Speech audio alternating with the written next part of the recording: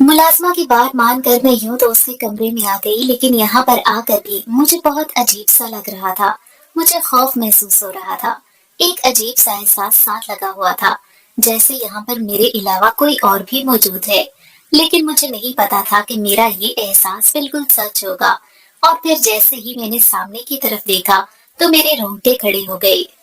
मेरा नाम फिजा है और मैं एक शादीशुदा औरत हूँ। मुझे भी यहाँ पर अपने शौहर के साथ इस नए मकान में शिफ्ट हुए 1 माह ही होने वाला था। यूं तो हम पहले एक दूसरे शहर में रहते थे, लेकिन मेरे शौहर का ट्रांसफर इस शहर में हो गया तो हम यहाँ पर चले आए। मेरी शादी को अभी 1 साल ही हुआ था और ये 1 साल के दौरान हमारा ये चौथा मकान था, क्योंकि हर 2-3 माह के बाद मेरे शौहर का ट्रांसफर होता रहा। मेरे शौहर एक सरकारी मुलाजिम है और उनकी मुलाजमत की नौयत ऐसी है कि वो हर 3-4 माह बाद ट्रांसफर कर देते हैं। इसीलिए फिर मुझे उनके साथ ही जाना पड़ता। यूं तो हमारा घर गांव में था। गांव में मेरे ससुराल वाले सभी रहते हैं और मैं ब्याह कर गांव में ही गई थी। लेकिन फिर जैसे ही मेरे शौहर की छुट्टी खत्म हुई और वो अपनी ड्यूटी पर चले गए, तो उन्होंने किराए पर घर लेकर मुझे भी वहीं पर बुलवा लिया, क्योंकि उनके लिए अकेले रहना मुश्किल था। खाने पीने का और घर के दूसरे कामों का मसला बनता था, इसलिए मैं भी उनके साथ ही वहीं पर चली आई। अब चूंकि शादी को साल हो रहा था और घर भी छोटा था, मैं वैसे भी उम्मीद से थी, इसलिए मेरे लिए भी काम करना बहुत मुश्किल हो रहा था। मैंने अपने शौहर से कहकर एक मुलाजमा का बंदोबस्त करवा लिया, क्योंकि मुझसे भारी काम नहीं होता था। घर की सफाई सुथराई और कपड़े वगैरह वो मुलाजमा ही धो जाती थी, इसलिए मुझे काफी सहूलत हो गई थी। मैं खाना वगैरह बना लेती और घर के छोटे मोटे काम कर लेती। हालांकि मेरी सास ने और मेरी माँ ने दोनों ने मुझे कहा कि हमारी तरफ आ जाओ, लेकिन मैं अभी अपने शौहर को अकेले छोड़कर नहीं जाना चाहती थी, क्योंकि अभी बच्चे की पैदाइश में कुछ वक्त था। इसीलिए मैंने यही सोचा था कि जब पैदाइश का वक्त करीब होगा तब चली जाऊंगी।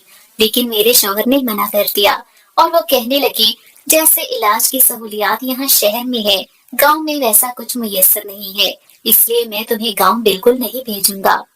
हाँ, ये है कि जब पैदाइश का वक्त करीब होगा तो अम्मी को यहीं पर बुलवा लेंगे, लेकिन मैं तुम्हें गांव भेजकर रिस्क नहीं ले सकता। उनकी बात मेरे समझ में भी आ गई थी, लेकिन ये बात ना तो मैंने अपनी सास से कही और ना ही अपनी माँ से, वरना वो दोनों नाराज हो जाते। इसीलिए मैं अभी वक्त का इंतजार कर रही थी। मेरे शौहर सुबह दफ्तर जाते और दोपहर 3 बजे तक घर आ जाते। उनका काम बस इतना ही था, और फिर घर आकर कुछ देर आराम करते और शाम को हम मिलकर चाय वगैरह पीते और रात का खाना मिलकर ही बनाते। अक्सर वो मेरी तबीयत के पेश नजर बाहर से भी खाना ले आते, लेकिन मैं उन्हें मना कर देती, क्योंकि मुझे बाहर का खाना पसंद नहीं था। इसीलिए मैं उन्हें कह देती कि आप बाहर से खाना मत लेकर आएं, हम वही चीज घर में बना लेंगे। जबकि वो चूंकि अपनी नौकरी की वजह से अकेले रहे थे और अक्सर बेशतर बाहर से खाना खाते थे, इसलिए उन्हें बाहर का चस्का लगा हुआ था। आज सुबह से ही मेरी तबीयत कुछ ठीक नहीं थी, बार बार चक्कर आ रहे थे और दिल घबरा रहा था। मैंने अपने शोहर से कहा, भाई कि आज छुट्टी कर लें, मेरी तबीयत ठीक नहीं है, लेकिन वो कहने लगे कि महीने का शुरू है और ऑडिट टीम किसी भी वक्त आ जाती है, इसलिए मैं छुट्टी नहीं कर सकता। मैं उनकी मजबूरी को समझती थी, इसलिए मैंने भी ज्यादा इसरार नहीं किया और दफ्तर की तैयारी में उनकी मदद की। हालांकि उनके जाने के बाद मैं बहुत बेचैन और परेशान सी रही। मुझे अजीब अजीब से वसवसे से लग चुके थे। कभी ऐसा लगता जैसे यहाँ पर कोई मौजूद है, और कभी ऐसा लगता कि मेरे अलावा भी घर में कोई चल फिर रहा है। कभी किसी के चलने की आहट आती और कभी यूं महसूस होता जैसे किसी ने दरवाजा खोला है। मैं एकदम चौंक जाती, लेकिन फिर जब किसी को ना देखती तो खौफ सदा सी हो जाती। अपना ध्यान बटाने के लिए मैंने अपनी अम्मी को कॉल कर ली। अम्मी के साथ भी इधर उधर की बातों में काफी वक्त जाया किया, और फिर कॉल बंद करने के बाद भी मेरे सर पे वही सब कुछ सवार होने लगा।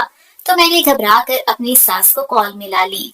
अपनी सास के साथ भी काफी देर बातें करने के बाद जब फोन बंद किया तो वही एहसास फिर से होने लगा। ऐसा लग रहा था कमरे में कोई चल रहा है, और मैंने अपना सर दोनों हाथों में थाम लिया। ये एहसास बहुत शदीद था।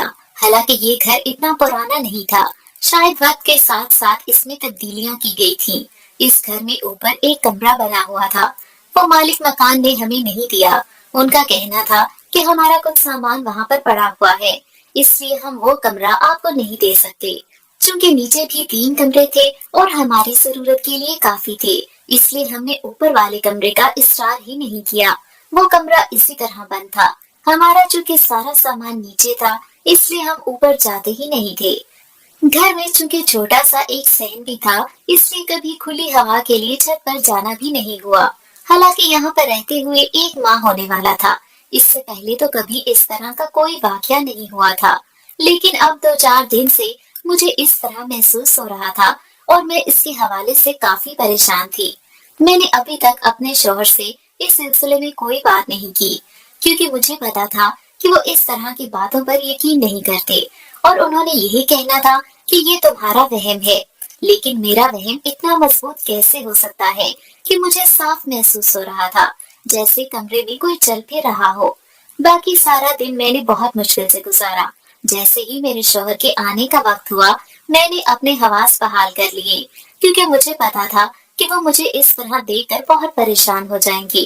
ان کے آنے پر میں نے چائے بنا کر دی اور پھر وہ کچھ دیر آرام کے لیے لیٹ گئے، تو میں بھی ان کے برابر ہی لیٹ گئی، کیونکہ صبح سے ڈر ڈر کے اور پریشانی کے مارے میں دوبارہ سو بھی نہیں سکتی تھی۔ اس لیے اب کچھ دیر نیند پوری کی اور پھر شام کو جب اٹھ کے باہر آئی تو میرے شوہر پہلے ہی کچن میں گھسے ہوئے تھے۔ میں بھی وہیں پر چلی آئی۔ فون پر وہ کسی سے بات کر رہے تھے۔ میں نے اشارے سے پوچھا کہ کیا بنا رہے ہیں، تو وہ اسپیکر پر ہاتھ رکھ کر کہنے لگے، میں چکن کڑھائی بنا رہا ہوں تو تم روٹیاں بنا لینا۔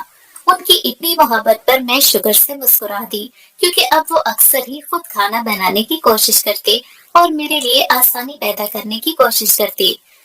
میں نے بھی آگے بڑھ کر جلدی سے آٹا گوندا اور دوسری طرف روٹیاں بنانے لگی۔ جب تک روٹیاں بنی تب تک سالن تیار ہو چکا تھا۔ ہماری عادت تھی کہ ہم شام کا کھانا باہر صحن میں بیٹھ کر کھاتے تھے۔ اس وقت بھی میں نے سارے برتن لا کر صحن میں ایک میز پر رکھے اور کھانا کھانے بیٹھ گئے کہ اچانک مجھے ایسا محسوس ہوا جیسے مجھے کوئی دیکھ رہا ہے۔ میں تھوڑا چونک اٹھی اور پھر ادھر ادھر نگاہ گھمائی، لیکن مجھے کوئی نظر نہیں آیا۔ پھر ایک دم میری نگاہ اوپر چھت کی طرف پڑی تو منڈیر سے ایک سایہ نیچے کی طرف جھانک رہا تھا۔ میرا دل اچھل کر حلق میں آ گیا اور میں خوف زدہ نگاہوں سے اسی سمت میں دیکھے جا رہی تھی کہ اچانک میرے شوہر نے کچھ محسوس کیا اور پوچھا کہ کیا ہوا ہے، تم اوپر کیا دیکھ رہی ہو؟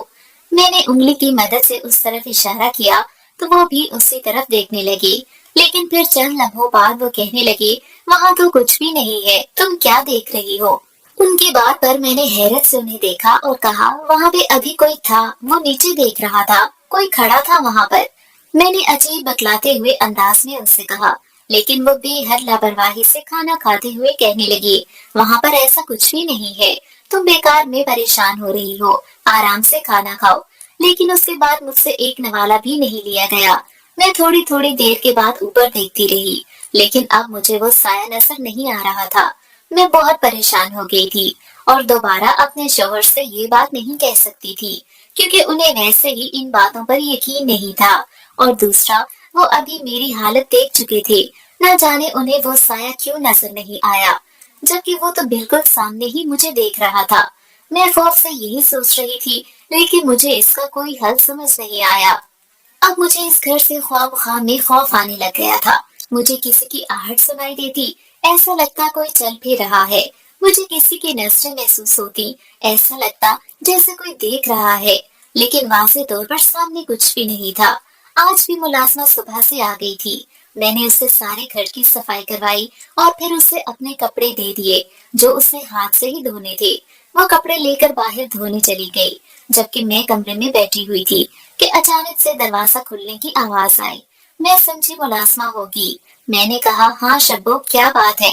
لیکن جب کچھ لمحوں تک کوئی آواز نہیں سنائی دی تو میں نے مڑ کر دیکھا، کمرے کا دروازہ سارا کھلا ہوا تھا اور وہاں پر کوئی بھی نہیں تھا۔ مجھے حیرت ہوئی کیونکہ میں نے خود دروازہ بند کیا تھا، لیکن اب وہاں پر کوئی بھی نہیں تھا اور دروازہ بھی کھلا تھا۔ میں نے خوف کے مارے تھوک نکلا اور اٹھ کر باہر آ گئی۔ شبو ابھی کپڑے دھو رہی تھی۔ میں برآمدے میں رکھی ہوئی کرسی پر بیٹھ گئی۔ مجھے اندر کمرے میں خوف محسوس ہو رہا تھا، ڈر کے مارے میرا برا حال تھا، لیکن میں اپنی بات کس سے کرتی؟ لوگ مجھے ہی پاگل سمجھتے۔ میں چونکہ یہاں پر اکیلی رہتی تھی، اس لیے میرے لیے یہاں پر رہنا مشکل ہو رہا تھا۔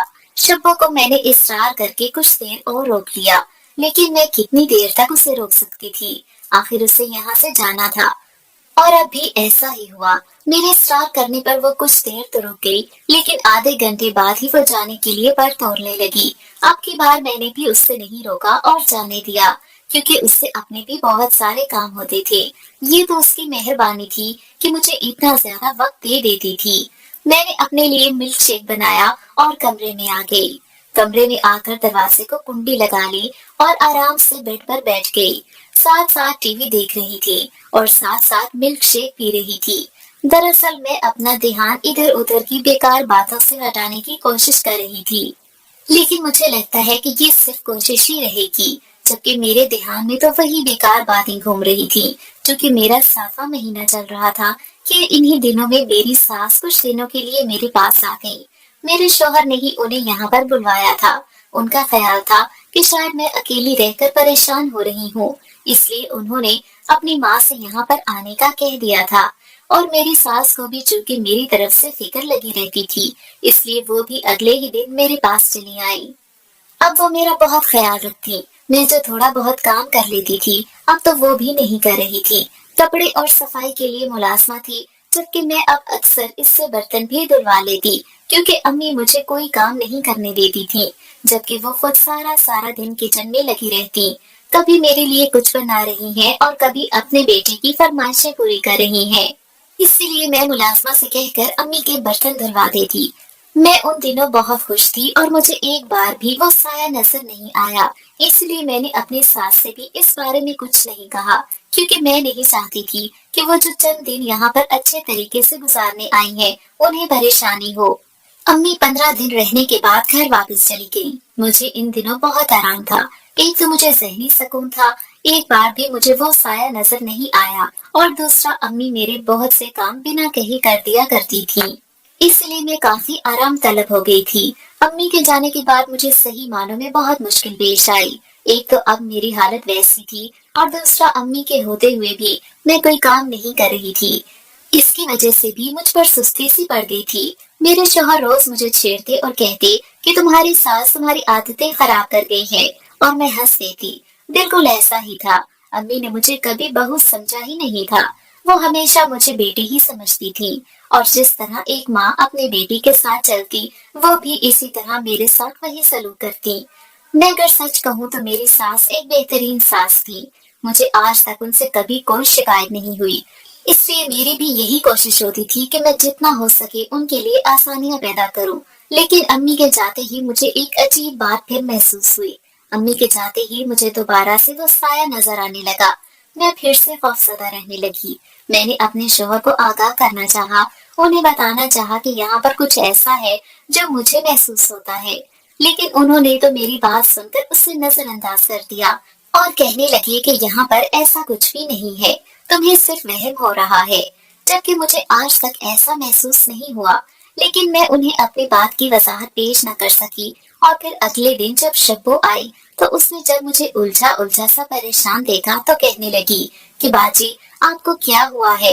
आप इतनी उलझी हुई और फिक्रमंद सी लग रही हैं। क्या बात है? मैंने शब्बो को अपना हमदर्द जानकर उसे सब कुछ बता दिया। वो तो मुंह खोले हैरत से सुनती रही और फिर कहने लगी, बाजी, मैंने तो आज तक कभी ऐसा महसूस नहीं किया। न जाने आपको क्यों वो साया नजर आता है, जबकि साहब भी तो इसी घर में रहते हैं। लेकिन मैंने शब्बो से कहा कि यहाँ पर यही मसला है। न जाने क्यों यहाँ पर मुझे वो नजर आता है, जबकि किसी और को आज तक कभी नजर नहीं आया। मैंने उलझन भरी आवाज में कहा, लेकिन शायद शब्बो को अभी इस मामले की संगीनी का अंदाजा नहीं था। मैंने शब्बो से कहा कि वो सिर्फ मुझे दिखाई देता है, और न जाने क्या बात है, वो मेरे सामने भी खुलकर नहीं आता, जबकि मुझे उसका एहसास मुसलसल रहता है। मैं जब जब तन्हा होती हूँ तो ऐसा लगता है कोई पास मौजूद है। किसी की सीढ़ियाँ चढ़ने की आवाज, किसी के कदमों की हर आहट मुझे महसूस होती रहती है। मैं पागल हो जाऊंगी। ऐसे मैंने अपना सर दोनों हाथों में थाम कर बेबसी से उसे कहा, तो शब्बो मुझे देख कर रह गई और फिर कहने लगी, बाजी, आपकी हालत ऐसी है, आप इस तरह की फिक्रें सर पर सवार मत करें। बस आप अपना ख्याल रखें और बाकी सब भूल जाएं। मैं शब्बो को देखती रह गई। मुझे अंदाजा था کہ میرے लिए इस हालत में स्ट्रेस लेना कितना खतरनाक साबित हो सकता था। लेकिन मैं क्या करती, मुझे अजीब सी बेचैनी लग चुकी थी और मैं उसे कोई नाम भी ना दे सकी थी। शब्बो रोज आती थी और अब तो वो अक्सर मुझसे इस बारे में भी पूछती। जब कभी वो मुझे दिखाई देता मैं उससे बता देती, लेकिन उस दिन के बाद से हमने खुलकर इस मौजू पर कोई बात नहीं की। मेरे शौहर को 2 सरकारी छुट्टियां आ रही थी और फिर इतवार की मिलाकर 3 हो जाती। इसीलिए उन्होंने फैसला किया कि ये 3 दिन हम गांव गुजार कर आएंगे। हालांकि मेरी हालत इस काबिल नहीं थी कि हम सफर के लिए जाते, लेकिन मेरे शौहर कहने लगे कि अब के गए हुए न जाने फिर कब जाना नसीब हो।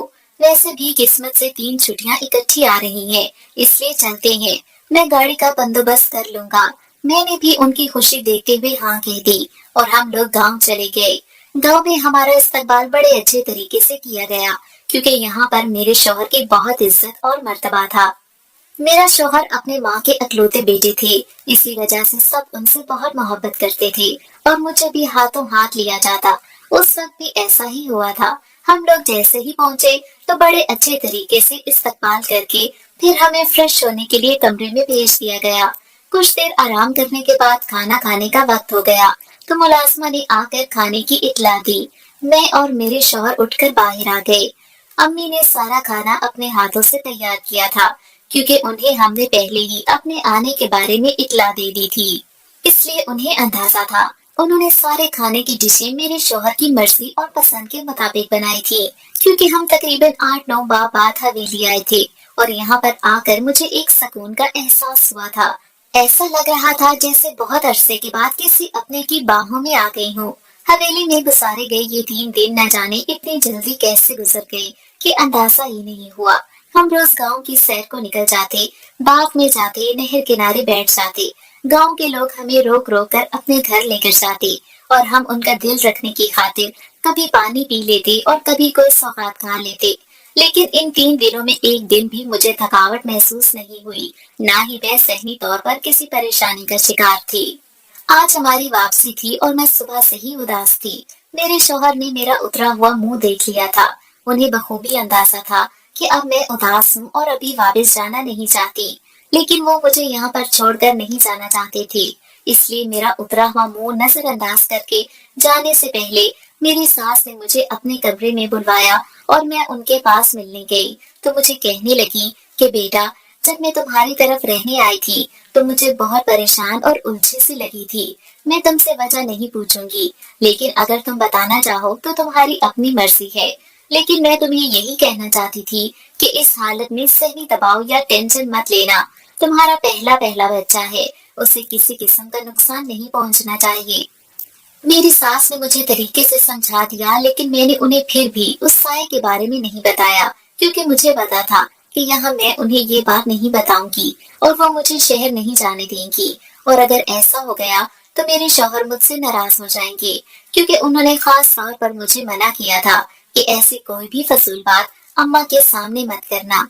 अम्मा चूंकि पुराने ख्यालात की हामिल खातून हैं और वो जल्दी वहमी हो जाती हैं। तुम्हारी बात सुनकर वो तुम्हें मेरे साथ नहीं आने देंगी, वहीं पर अपने पास रख लेंगी। मैंने अपने शौहर की हिदायत पर अमल किया और अम्मा को इस सिलसिले में कुछ भी नहीं बताया। हम लोग गांव से घर वापस आ गए थे और सच बताऊं तो मेरा दिल ही नहीं लग रहा था। अजीब सी बेचैनी छाई हुई थी। ऐसा लग रहा था जैसे कुछ पीछे रह गया है। 2-3 दिन तो घर काट खाने को दौड़ रहा था, क्योंकि खाली घर होता था। मेरे शौहर काम पर चले जाते थे और मैं ही सारा दिन होती थी, जबकि आजकल शब्बो भी नहीं आ रही थी। शब्बो की कुछ तबीयत ठीक नहीं थी। मौसम खराब होने की वजह से उसे मौसमी बुखार और नज़ला जुकाम हुआ था, जिसकी वजह से एक दिन जब वो काम करने के लिए आई तो उसकी हालत ज्यादा खराब हो गई। मैंने उसे छुट्टी दे दी और कहा 2-3 दिन आराम करो। इसी वजह से आजकल वो नहीं आ रही थी और मैं सुस्ती के मारे पड़ी रहती थी। मुझसे अब इतना काम नहीं होता था और जितना होता था मैं उतना कर लेती थी। गांव से वापस आने के बाद मुझे कुछ दिन तक तो वो साया दिखाई नहीं दिया, लेकिन एक दिन फिर शाम को मगरिब के वक्त जब मैं बाहर शहर में खुली हवा का मजा ले रही थी तो इसी वक्त मेरे शौहर अभी घर आए ही थे। वो अंदर कमरे में चले गए कि फ्रेश होकर आता हूँ, जबकि मैं सहन में रखी हुई कुर्सी पर ही बैठ गई कि अचानक मुझे ऐसा महसूस हुआ जैसे कोई सीढ़ियां उतर कर नीचे आया है। मेरा दिल उछलकर हलक में आ गया और मैं घबरा गई और एकदम ऐसी चौकन्नी होकर बैठ गई जैसे अभी उठकर भाग जाऊंगी। और खौफसदा नजरों से मैं सीढ़ियों की तरफ देख रही थी जहाँ पे वो साया खड़ा था। यूं तो बज़ाहिर मुझे वो चंद लम्हों के लिए ही नजर आता था, लेकिन उसका असर मुझ पर कई वक्त तक कायम रहता था। इतनी देर में मेरे शौहर कमरे से बाहर आ गए और मेरी हालत देखकर कहने लगे, क्या हुआ, तुम इतनी परेशान क्यों बैठी हो? मैंने उन्हें कहा कि अभी अभी मैंने किसी को सीढ़ियां उतरकर आते देखा है, ना जाने वो कौन था। लेकिन मेरे शौहर मेरी बात को चुटकियों में उड़ा गए और कहने लगे, ऐसा कुछ नहीं है, ये सिर्फ तुम्हारा वहम है, खुद को इन वहमों से निकाल लो। लेकिन मैं उन्हें अपनी बात पे यकीन दिलाने की कोशिश कर रही थी, ताहम उन्होंने मेरी बात नहीं सुनी और कहने लगे, मैं खाना लगाता हूँ, चलो मिलकर खाते हैं। शायद भूख की वजह से तुम्हें अब भूत नजर आने लगे हैं। मेरे शौहर ने मेरी बातों को चुटकियों में उड़ा दिया और फिर इधर उधर की बातों में मेरा ध्यान भी हट गया और मुझे दोबारा उस साय का खौफ महसूस नहीं हुआ। यहाँ पर चूंकि हमें रहते हुए अब तकरीबन 6 माह हो चुके थे, लेकिन सब कुछ ठीक था। बस मसला इसी का ही था जो मुझे नजर आता और किसी को भी नहीं आता था। न जाने ऐसा क्यों था। 2 दिन के बाद अब शब्बो ने भी रूटीन से काम पर आना शुरू कर दिया था, क्योंकि अब वो पहले से काफी बेहतर थी। मौसम बदल रहा था तो मैंने शब्बो से कहा कि अब सर्दियों के लिहाफ और रजाइयां वगैरह निकाल दो, ताकि अचानक अगर जरूरत पड़े तो मुश्किल पेश न आए। शब्बो ने कहा कि बाजी 1-2 दिन तक ये काम भी कर लेंगे, आप परेशान ना हो। मैं मुतमईन हो गई, क्योंकि शब्बो वाकई हर काम बड़े अच्छे तरीके से संभाल लेती थी। 2 दिन के बाद आज शब्बो कहने लगी, बाजी आप मेरे साथ ऊपर आ जाओ ताकि हम लिहाफ और रजाइयां वगैरह निकाल सकें, और आप कुछ देर धूप में बैठ जाना, आपके लिए अच्छा होगा। मैं भी शब्बो की बात मानकर ऊपर चली आई और वहां चारपाई पर जाकर धूप में बैठ गई। जबकि शब्बो स्टोर से चीजें निकालने लगी कि अचानक मुझे ऐसा महसूस हुआ जैसा मेरे चारपाई पर कोई बैठा है। मैं एकदम घबरा कर उठ खड़ी हुई। इतने में शब्बो सामने से आई और उसने मुझे यूं घबराते हुए अंदाज में खड़े होते देखा तो पूछने लगी, बाजी क्या हुआ है, आप इतना डरी हुई क्यों है? मैं अभी तक उसी सिमत में देख रही थी जहाँ पे मुझे महसूस हुआ था कि कोई आकर बैठा है। मैंने कहा, शब्बो यहाँ पर कुछ है, ऐसा लग रहा है इस चारपाई पर कोई बैठा है। तो शब्बो भी जरा डर गई और कहने लगी, बाजी आप ऐसा करें कि आप अंदर आ जाएं, मैं लिहाफ वगैरह निकाल रही हूँ, अभी इधर ही बैठ जाएं, वरना आप उधर डरती रहेंगी। शब्बो की बात मानकर मैं अंदर चली गई और स्टोर में ही एक तरफ रखी कुर्सी पर बैठ गई। शब्बो सामान वगैरह निकालती रही और मेरी कुर्सी पर बैठे बैठे ही आंख लग गई। मुझे मालूम नहीं हुआ शब्बो कब गई और दरवाजा बंद कर गई, लेकिन जब मेरी आंख खुली और अचानक मैंने सामने देखा तो सामने एक भयानक शक्ल वाला साया खड़ा था। वो मेरी तरफ ही देख रहा था। मेरा दिल उछलकर हलक में आ गया। मैंने कुर्सी से उठकर भागना चाहा, लेकिन स्टोर का दरवाजा भी बंद था और मेरी टांगों ने भी उठने से इनकार कर दिया। मैं खौफजदा नजरों से सामने ही देखती रही और फिर वो साया एकदम मेरी तरफ बढ़ा। मैंने एक होलनाक चीख मारी और फिर बेहोश हो गई। न जाने कब मुझे होश आया और जब मैं होश में आई तो मैं अपने बिस्तर पर अपने कमरे में लेटी हुई थी। मैंने हैरानी से इर्द गिर्द देखा तो मेरे शौहर मेरे पास ही रखी एक कुर्सी पर बैठे हुए थे, जबकि शब्बो वहां पर मौजूद नहीं थी। मैंने अपने शौहर को हल्के से पुकारा तो वो एकदम उठकर मेरे करीब चले आए और कहने लगे, क्या हुआ बेगम, तुम ठीक तो हो ना? मैंने कहा, हाँ मैं ठीक हूँ, लेकिन मुझे क्या हुआ था? मैंने अपने दुखते हुए सर को हाथ से दबाते हुए पूछा तो कहने लगे, तुम ऊपर स्टोर में बेहोश हो गई थी। न जाने क्या बात थी जो तुम एकदम बेहोश हो गई, जबकि तुम्हारा बीबी भी और बाकी सब कुछ भी नॉर्मल है। शुक्र करो कि बच्चे को कोई नुकसान नहीं पहुंचा। मेरे शौहर ने जब मुझे ये कहा तो एक झमाके से मुझे वो सब कुछ याद आ गया और मेरे चेहरे पर एकदम खौफ के तासुरात देखकर वो भी चौंक उठे और कहने लगे, क्या हुआ, तुम इतनी परेशान क्यों हो, इतनी खौफजदा क्यों दिखाई दे रही हो? मैंने उन्हें सब कुछ बता दिया। मेरी बात सुनकर वो सोच में पड़ गए और कहने लगे, तुम मुसलसल यहाँ पर किसी साय की बात कर रही हो, जबकि आज तक मुझे ऐसा कुछ महसूस नहीं हुआ। लेकिन अब चूंकि सूरत हाल तशवीशनाक हो चुकी है, इसलिए मैं इसका कुछ ना कुछ करता हूँ और किसी से मालूम करता हूँ आखिर यहाँ पर क्या मसला है। मैंने शुक्रगुजार अंदाज में आंखें बंद कर ली, क्योंकि आखिरकार मेरे शौहर को मेरी बात का यकीन आ गया था اور انہوں نے اس مسئلے کا حل نکالنے کا سوچ لیا تھا۔ میں خوف اور گھبراہٹ کے مارے ابھی تک اپنے کمرے سے باہر نہیں نکل رہی تھی۔ اپنے شوہر سے میں نے شبو کے بارے میں پوچھا تو وہ کہنے لگے کہ اس کو میں نے گھر بھیج دیا تھا۔ تمہاری چیخ سن کر وہی اسٹور میں گئی تھی اور اس کے بعد اس نے مجھے فون کیا اور پھر میں بہت مشکل سے تمہیں یہاں پر نیچے لے کر آیا۔ میں اندازہ کر سکتی تھی کہ انہیں کتنی مشکل ہوئی ہوگی، لیکن مجھے ایک بات کی سمجھ نہیں آ رہی تھی کہ آخر شبو اسٹور کا دروازہ کیوں بند کر کے گئی۔ میں نے رات بہت مشکل سے گزاری، طبیعت بھی کچھ خراب تھی اور دوسرا خوف کی وجہ سے آنکھیں نہیں لگ رہی تھی۔ میں نے بہت سونے کی کوشش کی، حالانکہ میرے شوہر میرے ساتھ ہی لیٹے ہوئے تھے، لیکن میری آنکھوں میں نیند کا شائبہ تک نہیں تھا۔ صبح میرے شوہر نے میری طبیعت کی خرابی کی وجہ سے دفتر سے چھٹی کر لی۔ تقریباً 9 بجے شبو بھی آ گئی۔ آتے ہی میری طبیعت کا پوچھنے لگی۔ میں نے اسے اپنا حال چال بتایا اور پھر سرسری سے انداز میں اس سے پوچھا، آخر کیا بات ہے؟ کل تم نے اسٹور کا دروازہ کیوں بند کر دیا تھا؟ تو وہ کہنے لگی، باجی میں نے دروازہ بند نہیں کیا تھا، میں تو چھت پہ لحاف میں لا رہی تھی۔ اتنے میں نیچے دروازے کی بیل ہوئی، میں فٹافٹ سیڑھیاں اتر کر نیچے آ گئی۔ پھر جانے اس وقت کون ہے، لیکن اس وقت وہاں پر مانگنے والی تھی۔ مجھے بہت غصہ آیا، میں نے اسے ڈانٹ دیا اور بھگا دیا کہ اتنے میں مجھے آپ کی چیخ سنائی دی۔ میں جیسے ہی اوپر پہنچی اس وقت اسٹور کا دروازہ بند تھا۔ میں نے ڈرتے کانپتے دروازہ کھولا تو آپ کرسی پر بے ہوش پڑی ہوئی تھی۔ میرے تو ہاتھ پیر پھول گئے۔ میں نے اسی وقت صاحب کو فون کیا اور گھر آنے کا کہا۔ صاحب 10 منٹ میں ہی پہنچ گئے تھے۔ وہ بھی آپ کی حالت دیکھ کر پریشان ہو گئے۔ انہوں نے راستے میں ہی ڈاکٹر کو فون کر دیا تھا۔ تب تک ڈاکٹر بھی چلا آیا اور پھر ڈاکٹر کے مطابق ہی کسی بات کے خوف یا دباؤ کی وجہ سے آپ بے ہوش ہو گئی تھی۔ شبو نے مجھے بتایا تو میں چپ کر کے رہ گئی، کیونکہ واقعی ایسا ہوا تھا۔ میں ایک دم شدید خوف کا شکار ہو گئی تھی اور پھر جیسے ہی میں نے سائے کو دیکھا تو بے ہوش ہو گئی۔ اس میں شبو کا کوئی قصور نہیں تھا۔ شاید دروازہ خود بخود بند ہو گیا تھا یا اس سائے نے کر دیا تھا۔ مجھے اس بارے میں کچھ صحیح اندازہ نہیں ہوا، لیکن اب اتنا ضرور تھا کہ اس واقعے کے بعد میرے شوہر نے اس سائے کے بارے میں میری بات کا یقین کر لیا تھا۔ اب اگلے ہی دن میرے شوہر نے کسی عامل سے اس بارے میں پتا کیا تو ان کا کہنا تھا کہ ایسے برے سائے اکثر ایسی جگہوں پر بن جاتے ہیں جو گھر یا کمرہ کافی عرصے سے بن رہا ہو، وہاں پہ ایسے سائے پائے جاتے ہیں۔ ہو سکتا ہے کہ وہ کمرہ بھی کافی عرصے تک بن رہا ہو، جس کی وجہ سے اس سائے نے وہاں پر اپنا گھر بنا لیا، اس لیے اسے وہاں سے ہٹانا تھوڑا مشکل ہوگا۔ ہاں یہ ہے کہ اگر وہ آپ کو تنگ نہیں کرتے تو پھر آپ بھی انہیں تنگ نہ کریں۔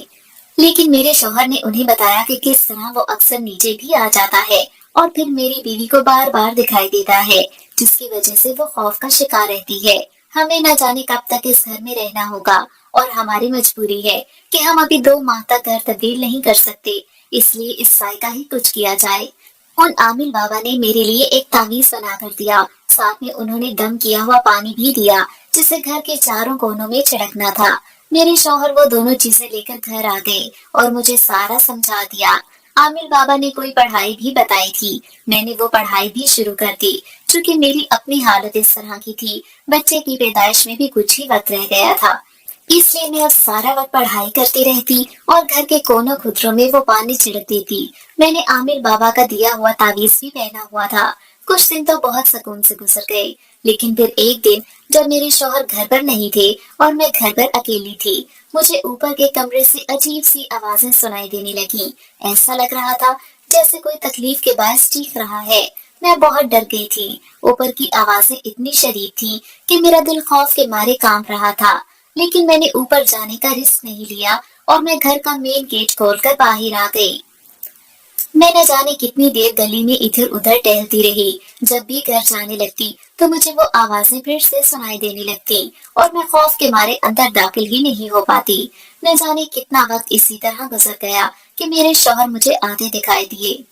انہوں نے جو یوں مجھے گلی میں ٹہلتے دیکھا تو پریشان ہو گئے، اور جب میں نے انہیں ان آوازوں کے متعلق بتایا تو وہ بھی گھر کے اندر جا کر تصدیق کر آئے۔ انہیں بھی وہ آوازیں اتنی ہی شدت سے سنائی دے رہی تھی اور وہ خود اس معاملے میں بہت پریشان تھے۔ ہم دونوں اسی وقت ان عامل بابا کے پاس چلے آئے۔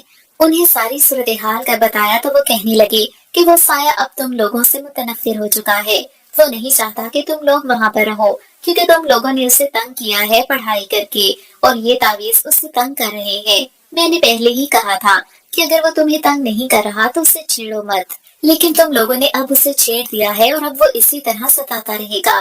میرے شوہر نے ان سے پوچھا کہ اب اس کا کیا حل ہے، ہم کیا کریں؟ تو وہ کہنے لگے کہ بہتر یہی ہے کہ تم لوگ اب اس گھر کو چھوڑ دو، اب وہ تمہارے رہنے کے قابل نہیں ہے۔ جب نئے لوگ یہاں آئیں گے تو شاید وہ انہیں تنگ نہ کرے، لیکن تمہارے لیے وہاں پر خطرہ ہے۔ میں اور میرا شوہر یہ بات سن کر بہت پریشان ہو گئے۔ ہم چونکہ شہر میں رہتے تھے اور باقی سب گاؤں میں تھے، اس وقت ہمارے پاس رات گزارنے کے لیے بھی کوئی ٹھکانہ نہیں تھا، لیکن میرے شوہر نے ہمت کی اور مجھے اپنے ایک دوست کی طرف لے آئے۔ ہم نے وہاں پر رات گزاری اور اگلے ہی دن وہ مجھے گاؤں چھوڑ آئے۔ اب ان کا کہنا تھا کہ تم کچھ دن یہیں پر رہ لو، تب تک میں کوئی دوسرا گھر دیکھ لوں گا اور پھر تمہیں آ کر لے جاؤں گا۔ حالانکہ مجھے اپنے شوہر سے علیحدہ ہونے کا دکھ تو تھا، لیکن گاؤں آ کر مجھے بہت اچھا لگتا تھا۔ یہاں پر میری ساس میرا بہت خیال رکھتی اور پھر اس کے علاوہ یہاں پر بہت ساری ملازمائیں تھیں۔ حویلی کے کاموں کا پتہ ہی نہیں چلتا تھا، اکثر گاؤں سے کوئی نہ کوئی آیا رہتا۔ یوں میرا وقت اچھا گزر رہا تھا۔ اگر میرے بس میں ہوتا تو میں شہر جاتی ہی نہ، لیکن مجبوری تھی۔ میرے شوہر ہر ہفتے آ جاتے، انہیں اب بھی میری طرف سے بہت فکر تھی۔ وہ اپنے ایک دوست کے ساتھ کمرے کی شیئرنگ پر رہ رہے تھے، لیکن ابھی تک انہیں گھر نہیں ملا تھا۔ یہاں آنے کے بعد مجھے وہ سایہ نظر نہیں آیا۔ مجھے نہیں معلوم کہ اس کے بعد اس سائے کا کیا بنا۔ ان عامل بابا نے اس کے اوپر کوئی عمل کیا یا نہیں، لیکن چونکہ ہم نے وہ گھر چھوڑ دیا تھا اس لیے اس دن کے بعد سے وہ مجھے کبھی نظر نہیں آیا۔ اب میرے دن پورے ہو چکے تھے۔ آج کل میں ہی بچے کی پیدائش کا وقت تھا اور میں آج کل بہت گھبرائی ہوئی رہتی تھی۔ میری امی بھی یہاں پر آ چکی تھی کیونکہ میں نے اپنی امی کی طرف جانے سے انکار کر دیا تھا۔ امی کا علاقہ یہاں سے بھی زیادہ پسماندہ تھا اور وہاں پر علاج کی سہولت کے نام پر کچھ بھی نہیں تھا، اس لیے میں نے اپنے سسرال میں ہی رہنے کو ترجیح دی اور پھر میری ساس اور شوہر بھی یہی چاہتے تھے کہ میں یہیں پر رہوں، اس لیے میں نے امی کی طرف جانے کی حامی نہیں بھری۔ اور اب آج درد کے پلسرات سے گزر کر میں نے ایک صحت مند اور خوبصورت سے بیٹے کو جنم دیا۔ میرے شوہر کو جیسے ہی اس بارے میں خبر ملی تو وہ شہر سے بھاگی آئے۔ سارے گاؤں میں مٹھائیاں بانٹی گئیں، حویلی کو خوب سجایا گیا۔ حویلی کا وارث آیا تھا، آخر یہ کوئی معمولی بات تھی۔ میری ساس نے مجھے موٹے سونے کے کنگن پہنائے اور اس کے علاوہ سارے گاؤں والوں کو 3 دن تک کھانا کھلایا جاتا رہا۔ الغرض حویلی میں جشن کا سما تھا اور میں بے حد خوش تھی۔ جیسے ہی میرا 1.25 مہینہ پورا ہوا تو میرے شوہر مجھے لے کر شہر آ گئے۔ حالانکہ میری ساس اس حق میں نہیں تھی، لیکن میرے شوہر کے آگے ان کی ایک نہیں چلتی تھی۔ ان کا پوتے کے بغیر ایک پل گزارا نہیں تھا، لیکن میرے شوہر بھی اب ہمارے بغیر نہیں رہ سکتے تھے اور یوں ہم دوبارہ شہر آ کر آباد ہو گئے۔ میرے شوہر نے اب ایک اچھا اور ماڈرن طرز کا بنا ہوا گھر کرائے پر لے لیا تھا۔ شہر آتے ہی مجھے پچھلے گھر کی ساری باتیں یاد آنے لگیں اور وہ سب سوچ کر میرے رونگٹے کھڑے ہو گئے، لیکن میرے شوہر نے مجھے تسلی دی اور کہا کہ اب وہ سب کچھ ختم ہو چکا ہے، تم اس بارے میں فکر مند نہ ہو اور اپنی زندگی پر دھیان دو۔ میں نے ایسا ہی کیا اور اپنے بیٹے کے ساتھ مگن ہو گئی، اور پھر وقت نے ثابت کر دیا کہ اب وہ سایہ اور اس سے جڑی خوفناک یادیں بہت پیچھے رہ چکی